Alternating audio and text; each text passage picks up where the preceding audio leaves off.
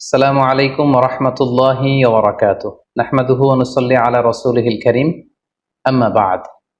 সম্মানিত দিনী ভাই এবং বোনেরা, পবিত্র মাহে রমাদান আমাদের একেবারে সন্নিকটে। It's knocking the door. Allah রাসূল সাল্লাল্লাহু আলাইহি ওয়াসাল্লাম এবং সাহাবারা রমাদানুল মুবারক আসার 2 মাস আগ থেকেই কবে রমাদান মাস আসবে এজন্য ব্যাকুলতা প্রকাশ করতেন, উদ্গ্রীব হয়ে থাকতেন যে আমরা রমাদান পাবো কিনা, কখন রমাদান আসছে। এবং ওনারা পড়তেন আল্লাহুম্মা বারিক লানা ফি রজব ওয়া শাবান ওয়া বাল্লিগনা রমাদান। অর্থাৎ, হে আল্লাহ, আপনি রজব এবং শাবান মাসে আমাদের বরকত দিন এবং রমাদান পর্যন্ত আপনি আমাদেরকে পৌঁছে দিন। আমাদের সালাফরা রমাদান আসার 6 মাস আগ থেকে, অর্থাৎ একটা বছরের 6 মাস ওনারা অপেক্ষা করতেন কবে রমাদান আসবে, উদ্গ্রীব হয়ে থাকতেন, ব্যাকুলতা প্রকাশ করতেন। আবার রমাদান মাস চলে যাওয়ার পরে বছরের বাকি 6টি মাস এ রমাদানে ওনারা যে সমস্ত এবাদত করেছেন সেগুলো আল্লাহ তাআলা কবুল করলো কিনা এ নিয়ে পেরেশানিতে থাকতেন। বাকি 6 মাস দোয়া করতেন যে আল্লাহ, রমাদানে যে সমস্ত এবাদত আমরা করেছি এগুলোকে তুমি কবুল করে নাও। এই পবিত্র মাসে আল্লাহ তাআলা আমাদের আল্লাহ সচেতনতা বৃদ্ধির জন্য এ মাসে আমাদের জন্য সিয়ামকে তিনি ফরজ করেছেন। আল্লাহ তাআলা ইরশাদ করছেন, ইয়া আইয়ুহাল্লাযীনা আমানু কুতিবা আলাইকুমুস সিয়াম কামা কুতিবা আলাল্লাযীনা মিন ক্বাবলিকুম লাআল্লাকুম তাত্তাকুন।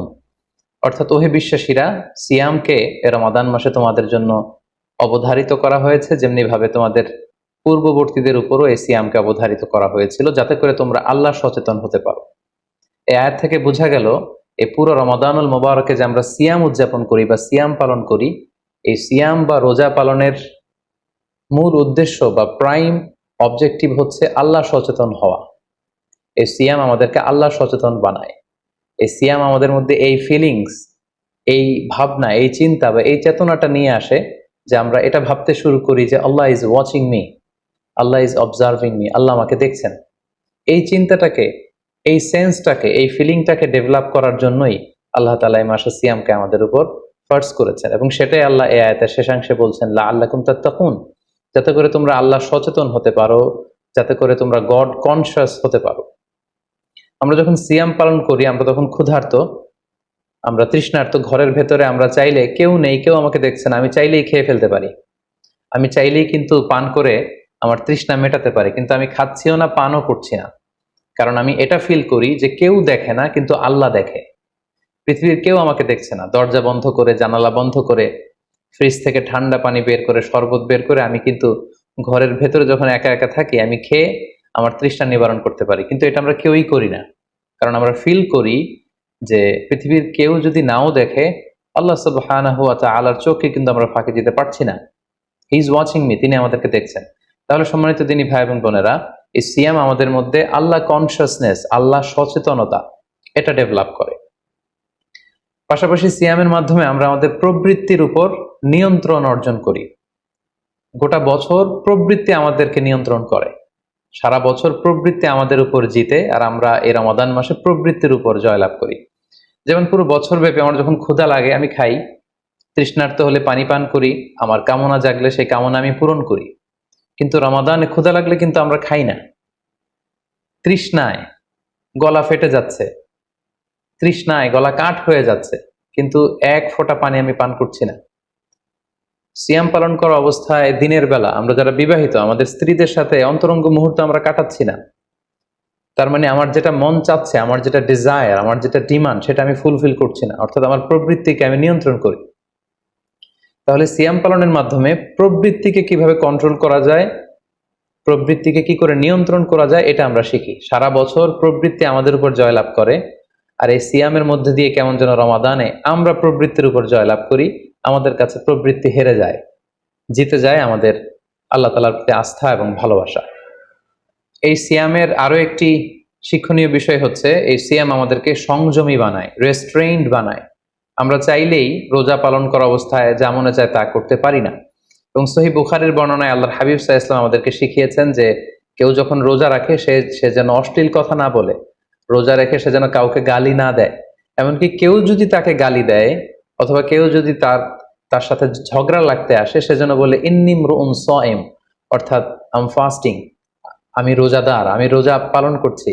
রোজা পালন করা অবস্থায় আমার পক্ষে অশ্লীল কথা বলা, ঝগড়া করা কোনো বাক বিতণ্ডায় জড়ানো সম্ভব না। তার মানে এই সিয়াম পালনের মধ্য দিয়ে সংযম যে ব্যাপারটা, এই ব্যাপারটা আমাদের আয়ত্তে চলে আসে। আমরা এই সিয়াম পালনের মধ্য দিয়ে সংযমী হয়ে উঠি। পাশাপাশি যারা সিয়াম পালন করছে তাদের জন্য আল্লাহর হাবিব সাল্লাল্লাহু আলাইহি ওয়াসাল্লাম ঘোষণা দিয়েছেন যে কিয়ামতের ময়দানে বিচার শেষে তারা যখন জান্নাতে ঢুকবে, রোজা পালনকারীদের জন্য আল্লাহ তাআলা একটি স্পেশাল গেট রেখেছেন যেটার নাম হচ্ছে রাইয়ান, এবং এই রাইয়ান গেট দিয়ে রোজাদাররা ছাড়া কেউ প্রবেশ করতে পারবে না। সুবহানাল্লাহি বিহামদি। আর একবার এই রাইয়ান দরজা দিয়ে যে ব্যক্তি ঢোকার সুযোগ পাবে জান্নাতে, he will never be thirsty again. সে কখনো আর তৃষ্ণার্ত হবে না, চিরকালের জন্য তার গলা থেকে তৃষ্ণা হারিয়ে যাবে। পাশাপাশি আল্লাহ তাআলা ইরশাদ করছেন যে সব আমলগুলোকে সওয়াব বাড়ানো হয় এবং সওয়াবের প্রতিদান বান্দাদেরকে দেয়া হয়, কিন্তু এই সিয়ামের ব্যাপারটা ভিন্ন। এর প্রতিদান আমি আল্লাহ নিজ হাতে দেব। আরেক বর্ণনা এসেছে এই সিয়ামের প্রতিদান আমি নিজেই। আমরা যদি একটু খেয়াল করে দেখি যে রমাদানুল মুবারাকে আমরা যত নেক আমল করছি বা সৎকর্ম করছি, এগুলোর সওয়াবগুলোকে কিন্তু জ্যামিতিক হারে বাড়ানো হয়। দ্য রিওয়ার্ডস অফ আমাল is multiplied in this blessed month of Ramadan. এ মাসে আমরা একটা নফল ইবাদত করলে সেটা ফরজের সমান সওয়াব দেওয়া হচ্ছে। একটা ফরজ ইবাদত করলে সেটা 70 থেকে 700 গুণ সওয়াব দেওয়া হচ্ছে। এ মাসে উমরা করলে সেটা হজের সমান সওয়াব দেওয়া হচ্ছে। অর্থাৎ অর্থাৎ অন্যান্য মাসে আমরা যদি নেক আমল করি তাহলে সেটার সওয়াবকে বাড়ানো হয় গাণিতিক হারে, কিন্তু এই রমাদানুল মুবারাকে কোনো নেক আমল করলে এর সওয়াবকে বাড়ানো হয় জ্যামিতিক হারে। এটাকে মান্থ অফ স্পেশাল অফার বলা হয়, বিশেষ অফারের মাস।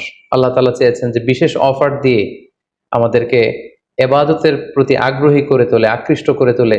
তিনি যেন আমাদের গুনাহগুলোকে ক্ষমা করে দিয়ে আমাদেরকে পাপ মুক্ত বান্দা হিসেবে স্বীকৃতি দিতে পারেন, তার একটা কেমন যেন আয়োজন তিনি করে থাকেন আমাদের জন্য পবিত্র মাহে রমাদানে।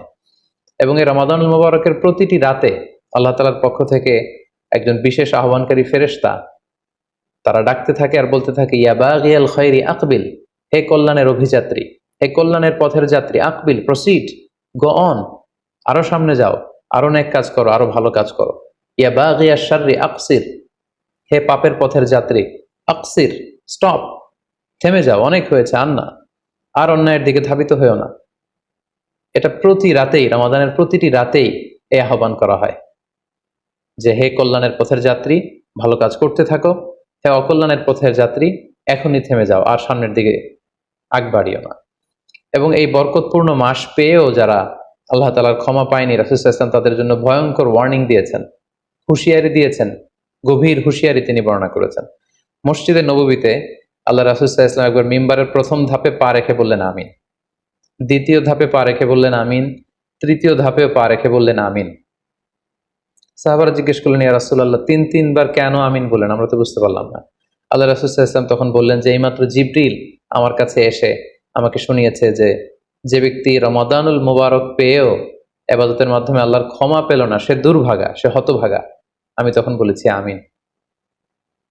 তারপর জিবরিল বলল যে মা বাবা উভয়কে পেয়ে তাদেরকে সন্তুষ্ট করার মধ্য দিয়ে যারা আল্লাহর জান্নাতকে হাসিল করতে পারলো না, তারা দুর্ভাগা, হতভাগা। আমি বলেছি আমিন।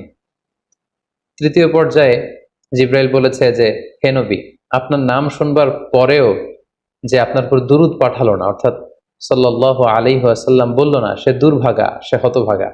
তখন আমি বলেছি আমিন। সম্মানিত সুধী, এই হাদিস থেকে আমরা বুঝতে পারি যে যারা রমাদান পেয়ে আল্লাহর প্রিয় ভাজন বান্দা হতে পারলো না, আল্লাহর কাছ থেকে ক্ষমার ঘোষণা পেল না, তাদের যে দুর্ভাগা এবং হতভাগা আর কেউ হতে পারে না। তাই যেহেতু রমাদান আমাদের একেবারে সন্নিকটে, আর মাত্র 2 দিন পরে এই পবিত্র মাস আমাদের মাঝে আগমন করবে, তাই আমাদের উচিত এই মাসটাকে ভাব গাম্ভীর্যের সাথে উদযাপন করা, to take the best out of this blessed month, যত বেশি পরিমাণে সম্ভব নেক কাজ করে আল্লাহ তাআলার ক্ষমাপ্রাপ্ত বান্দাদের অন্তর্ভুক্ত হওয়ার চেষ্টা করা। আমরা যদি এই মাসকে উদযাপনের জন্য এখন থেকে একটা প্ল্যান করি বা প্রোগ্রাম করি এবং সেটার আলোকে যদি পুরো মাসটি আমরা পরিচালনা করবার চেষ্টা করি, তাহলে আশা করি খুবই ফ্রুটফুল ওয়েতে এই যে অফার দেয়া হয়েছে, স্পেশাল অফার, এই অফারগুলোকে আমরা কাজে লাগাতে পারবো এবং বেশি বেশি ইবাদত করে আল্লাহ তাআলার প্রিয় ভাজনদের অন্তর্ভুক্ত হতে পারবো। এই পৃথিবীতে আমরা যখন কোনো বিজনেস রান করি, নিশ্চয়ই তার আগে একটা প্ল্যান করি, একটা প্ল্যান সাজাই। বড় কোনো প্রজেক্ট যখন আমরা হাতে নিই, আমরা একটা প্রজেক্ট প্ল্যান দাঁড় করাই এবং সেটার আলোকে আমরা সেই প্রজেক্টটাকে রান করবার চেষ্টা করি।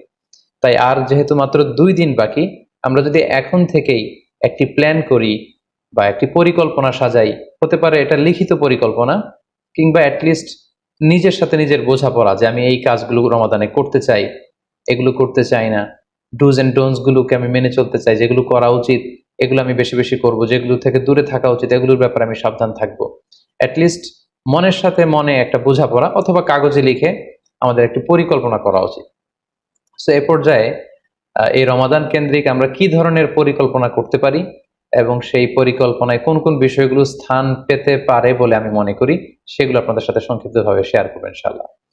প্ল্যান করার ক্ষেত্রে সর্বপ্রথম যেটা আমি বলবো, প্ল্যান করবার সময় অল্প প্ল্যান করুন এবং সেটা যতটুকু প্ল্যান আপনি করবেন সেটা নিয়মিত করবার চেষ্টা করুন।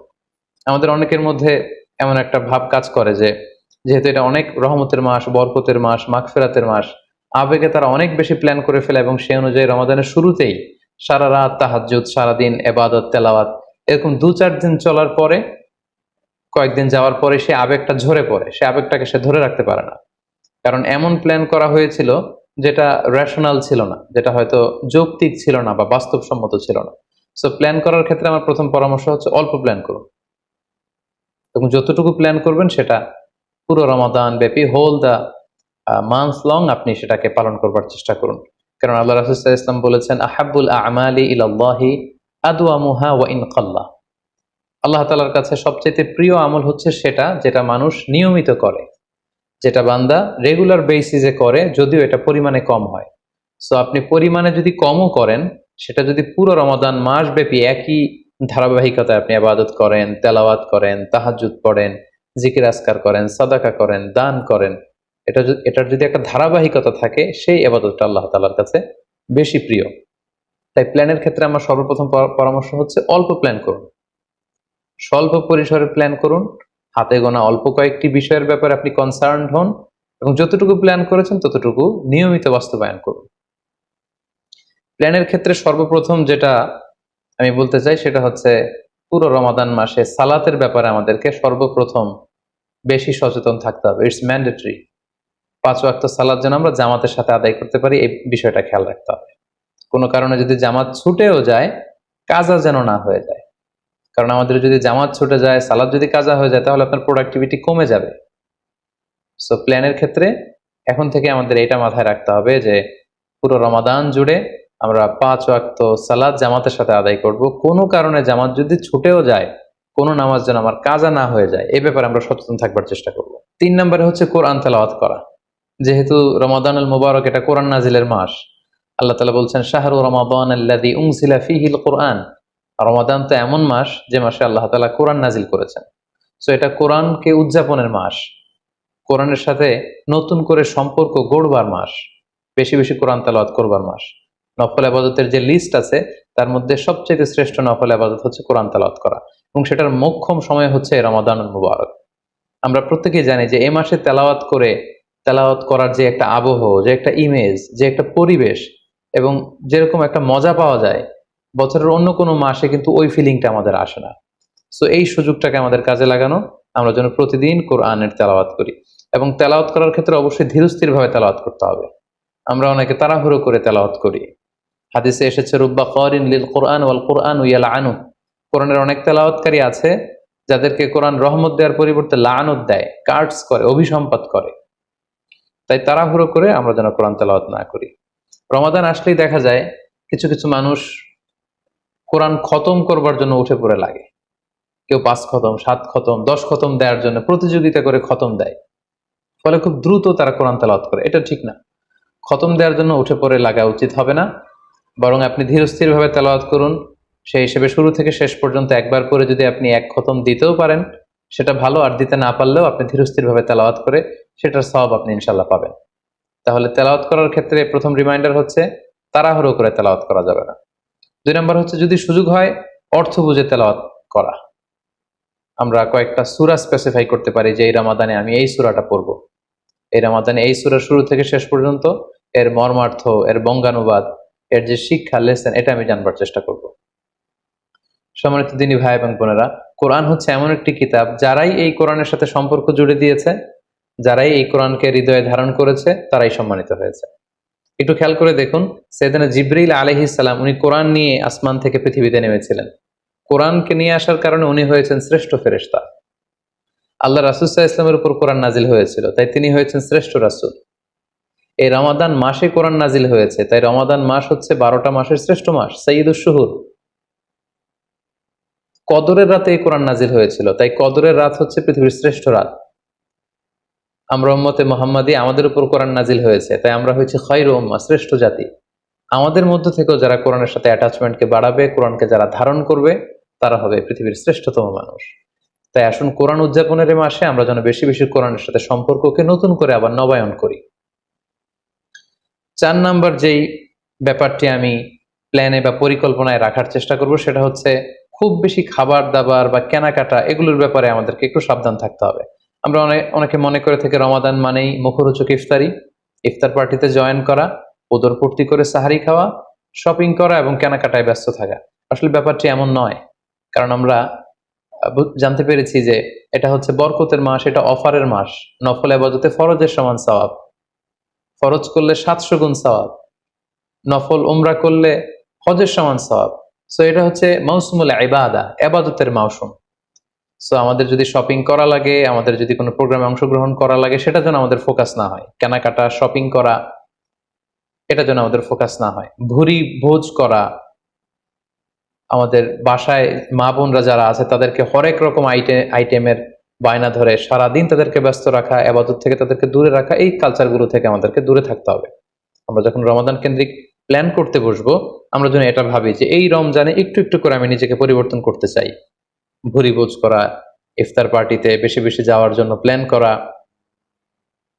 তারপর কেনাকাটা, শপিং, ঈদের শপিং এর জন্য সময় নষ্ট করা, এটা যেন আমাদের মূল ফোকাস না হয়।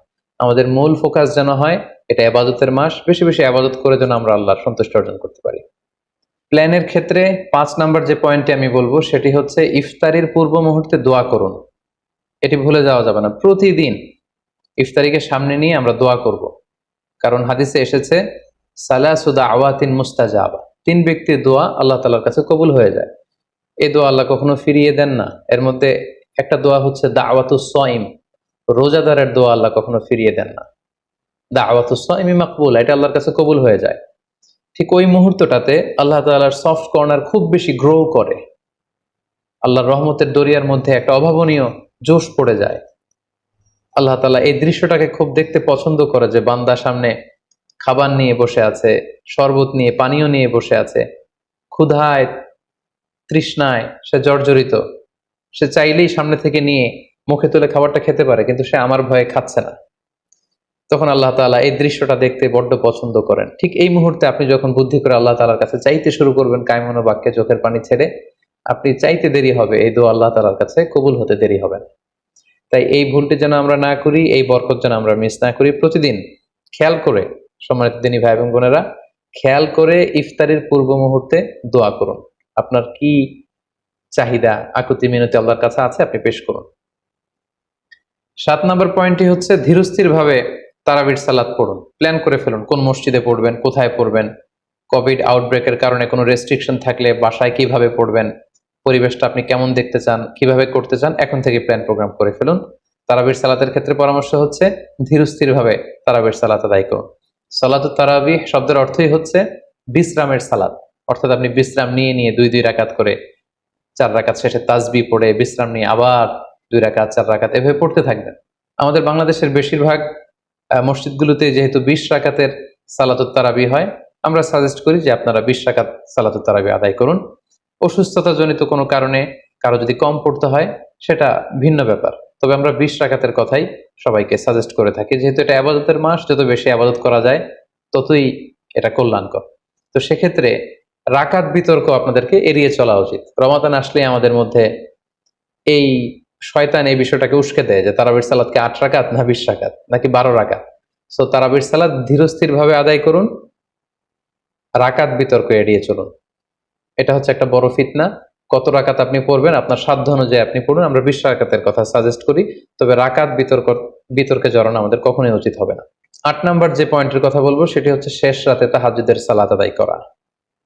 বছরের অন্য সময়গুলোতে রাত 4টার দিকে উঠে আসলে অনেকের পক্ষেই তাহাজ্জুদের সালাত আদায় করা সম্ভব হয়ে ওঠে না।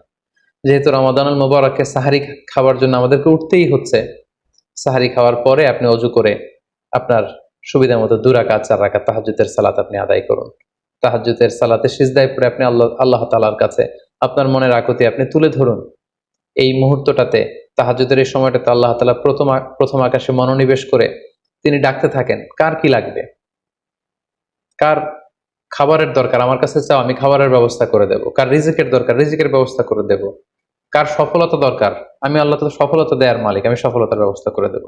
যে মুহূর্তটুকুতে বা যে সময়ে আল্লাহ তাআলা আমাদেরকে দেওয়ার জন্য তিনি আমাদেরকে ডাকছেন, আমাদেরকে দেওয়ার জন্য তিনি বসে আছেন, প্রস্তুত, আহ্বান করছেন, কিন্তু আমরা সেই আহ্বানে সাড়া দিচ্ছি না। তাই রমাদানুল মুবারকে তাহাজ্জুদের সালাতের অভ্যাস করার একটা সুবর্ণ সুযোগ কিন্তু আমাদের আসছে।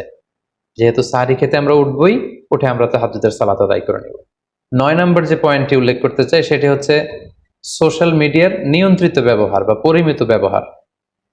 যত কম ব্যবহার করা যায়, ফেসবুক, ইউটিউব, অনলাইনে যত আপনি কম সময় দিতে পারবেন, আপনার প্রোডাক্টিভিটি ঠিক তত বাড়তে থাকবে। জরুরি প্রয়োজনে যে সমস্ত কাজ একেবারে করাই লাগে, যেগুলোকে অ্যাভয়েড করা মোটেও সম্ভব না, সেগুলো আপনি করতে পারেন। তবে আমাদের সাজেশন হচ্ছে ফেসবুকিং, টুইটারিং এবং ইউটিউবিং, এই সমস্ত কাজে, সোশ্যাল মিডিয়ার কাজে যত কম আপনি এই রমাদানুল মুবারকে সময় ব্যয় করতে পারবেন, সময়টা ঠিক ততই আপনার প্রোডাক্টিভ ওয়েতে কাজে লাগবে ইনশাআল্লাহ। 10 নম্বর পয়েন্ট এবং সর্বশেষ পয়েন্ট হচ্ছে রমাদানুল মুবারকের মূল আকর্ষণ হচ্ছে রমাদানুল মুবারকের শেষ দশকে, অর্থাৎ রমাদানের কদরের রাতগুলো হচ্ছে লাস্ট 10 ডেজ অফ রমাদানে। আল্লাহ রাসূল সাল্লাল্লাহু আলাইহি ওয়াসাল্লাম ইরশাদ করেছেন, ফালতামিসু ফিল আশরিল আওয়াখিরি মিনাল বিতর, রমাদানের শেষ দশকের বেজর রাত্রিগুলোতে তোমরা কদরের রাত তালাশ করো। তাই আপনারা যখন প্ল্যান করতে বসবেন, এখনই ক্যালেন্ডার সামনে নিয়ে রমজানের শেষ দশক কত তারিখ থেকে কত তারিখ পরে প্ল্যান করে নিন, এবং অড নাইটগুলো, বেজর রাত্রিগুলো কোন কোন রাত্রিগুলো হতে পারে এখনই প্ল্যান করে নিন। যত ধরনের ব্যস্ততা, যত ধরনের ঝামেলা, যত ধরনের দায়িত্ব, এই কাজগুলোকে আপনি আগে পরে সেরে নেবেন, কিন্তু এই 10 দিনের স্পেশাল টাইমটাকে আমাদের ইবাদতের জন্য রাখা উচিত। আল্লাহ রাসূল সাল্লাল্লাহু আলাইহি ওয়াসাল্লাম রমজানের শেষ দশকে যখন তিনি পৌঁছতেন, তিনি তখন এমন ভাবে ইবাদত করতেন, তিনি কাউকে চিনতেন না, কারোর সাথে বেশি কথা বলতে চাইতেন না। তিনি রাতে সারা রাত জেগে থাকতেন, ফ্যামিলি মেম্বারদেরকে উঠিয়ে দিতেন, জাদ্দা ওয়া সাদ্দাল মিজহার, কোমরে গামছা বেঁধে তিনি ইবাদতে লেগে পড়তেন। এই শেষ দশকে তিনি এত ইবাদত করতেন, বছরের কোনো সময়ে আল্লাহ রাসূল সাল্লাল্লাহু আলাইহি ওয়াসাল্লামকে এত বেশি ইবাদত করতে কিন্তু দেখা যেত না। তাই এই শেষ দশকের বেজর রাত্রিগুলো যেন আমরা মিস না করি, এবং শুধু 27 রমজানে আমরা কদর হিসেবে পালন করব, ব্যাপারটা যেন এমন না হয়ে যায়। কারণ যদি কোনো কারণে কদর মিস হয়ে যায়, এটা হচ্ছে খায়রুম মিন আলফি শাহর, 1000 মাসের চেয়েও সেরা। ওই এক রাতের ইবাদত হচ্ছে 1000 মাসের ইবাদতের সমান। এবং আল্লাহর হাবিব সাল্লাল্লাহু আলাইহি ওয়াসাল্লাম বলেছেন, মান হুরিমা খায়রাহা ফাকাদ হুরিম, যে কদরের রাতের বরকত থেকে বঞ্চিত হলো, হি ইজ দ্য লুজার। এই বরকতের মাসে নিশ্চয়ই আমরা কেউই লুজার হতে চাই না, আমরা সবাই গেইনার হতে চাই। সো আমরা যদি গেইনার হতে চাই, রমাদানের সর্বোচ্চ বরকতটুকু যদি আমরা হাসিল করতে চাই, লাস্ট 10 ডেজ অফ রমাদান, রমজানের শেষ দশকের বেজর রাত্রিগুলো যেন আমরা খুবই আন্তরিকতার সাথে সিনসিয়ারলি ইবাদত করে কদরের বরকত হাসিল করবার চেষ্টা করি। সম্মানিত দিনী ভাই এবং বোনেরা, রমাদান আসতে আর মাত্র 2 দিন বাকি। সংক্ষিপ্ত পরিসরে রমাদান কেন্দ্রিক আমাদের প্ল্যান কেমন হওয়া উচিত এবং সেই প্ল্যান বা পরিকল্পনাতে কোন কোন বিষয়গুলো আমাদের খেয়াল রাখা উচিত, এই বিষয়ে সংক্ষিপ্ত পরিসরে আমি আলোচনা করলাম। আশা করি এগুলো যদি আমরা খেয়াল রাখি, তাহলে খুব ফ্রুটফুল এবং প্রোডাক্টিভ ওয়েতে আমরা আমাদের রমাদানকে কাটাতে পারবো। আমরা গত বছর আমাদের অনেক প্রিয়জনদের সাথে একসাথে রমাদান কাটিয়েছি, তাদের অনেকে কিন্তু এবছর আমাদের সাথে নেই। এবং কোভিড আউটব্রেকের এই যে সেকেন্ড ওয়েভ, থার্ড ওয়েভ যেভাবে শুরু হয়েছে, আমরা আমাদের অনেক প্রিয়জনদেরকে হারিয়েছি। আমরা এই রমাদান কারা পুরো রমাদান পাবো আমরা জানি না, আবার আগামী বছরের রমাদান পর্যন্ত আমরা বেঁচে থাকবো কিনা সেটাও আমরা জানি না। সো এই রমাদান হতে পারে আমাদের জীবনের শেষ রমাদান। আমাদের we should consider this Ramadan the last and final chance in our life. আমাদের এভাবে চিন্তা করা উচিত যে হতে পারে এটা আমার জীবনের শেষ রমাদান, তাই আমার গুনাহ মাফের একটা সুবর্ণ সুযোগ হচ্ছে এ রমাদান মাস। তাই এই মাসের সর্বোচ্চ বরকতটুকু হাসিল করার জন্য আমরা যেন বুদ্ধিমানের পরিচয় দেই, আমরা যেন বেশি বেশি ইবাদত করে আল্লাহ তাআলার প্রিয় ভাজনদের অন্তর্ভুক্ত হতে পারি। সম্মানিত সুধী, কোভিড আউটব্রেক গোটা বিশ্বব্যাপী ছড়িয়ে পড়েছে। বিশেষ করে বাংলাদেশে সেকেন্ড ওয়েভের কবলে পড়ে আমরা আমাদের অনেক প্রিয়জনদেরকে হারিয়েছি। সো আসুন আমরা সাবধানে জীবনযাপন করি। বি সেফ, যেখানে থাকুন আপনারা সাবধানে থাকুন, সেফ থাকুন এবং অবশ্যই ঘরের বাইরে যখন বেরোবেন মাস্ক পরে বেরোবেন। হ্যাভ এ গ্রেট রমাদান। আসসালামু আলাইকুম রহমতুল্লাহি ওয়া বারাকাতুহু।